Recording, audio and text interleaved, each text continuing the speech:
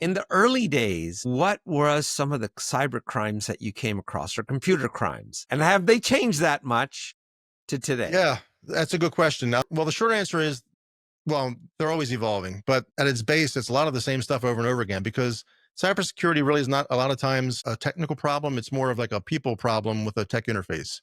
So people do the same silly things, the same dumb things over and over again. The ways, the tools they use might get more advanced, but a lot of it is social engineering. A lot of it is preying on people's goodwill, and people, just assume that people are doing things for the right reason. So they'll give information more freely than they should. When I started out, and again, this is back in the early 90s, so cybercrime was usually either um, uh, like bank fraud or those types of things, or somebody hacking an account, which was relatively new and easy back then. It wasn't very sophisticated, or a lot of it was like online predator type of investigations.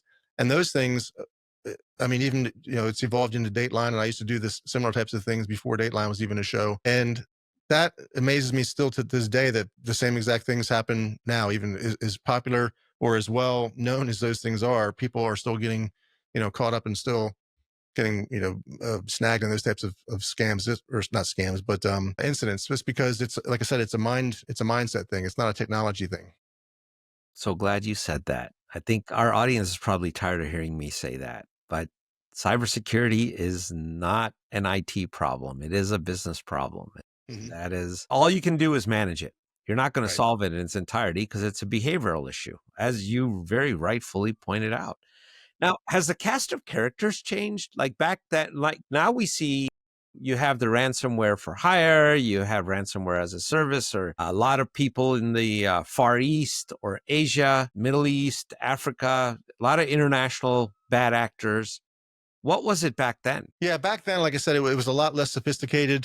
So yeah, it wasn't really as widespread. Or at least the things that I ran into were not as widespread. It was much more localized. The only real thing, like I said, when I was doing like the online investigations, it really, back then it was a totally different environment because most people did not have laptops. Most people didn't have webcams, or if they did, it was they weren't built into every device we have like we have today. The big takeaway, or we'd always tell folks, is like, don't let your kids take their laptops or their computers up to their room, monitor what they're doing, have it in public spaces. That's kind of going away because everyone has laptops now, everyone has phones and have cameras, so that's a lot harder to monitor. But as far as the actual cast of characters, to your point, it's much different now as far as just the global reach. Like I used to say, prior to the advent of the internet, and even going back before that, like Prodigy and chat rooms and all those different things, you used to have to worry about like the person down the street. Now you have to worry about the person on the other side of the town or the country or the state or whatever, because it just makes everything much more consolidated. So that your child in this instance could be talking to someone across the country as easily as they could talk to someone across the state or across town or next to a neighbor. And I've had cases where people would travel multiple states away to meet with whoever, and it was never, obviously it ended well for them, for the perpetrator. But there's a lot of things that go on that don't get caught.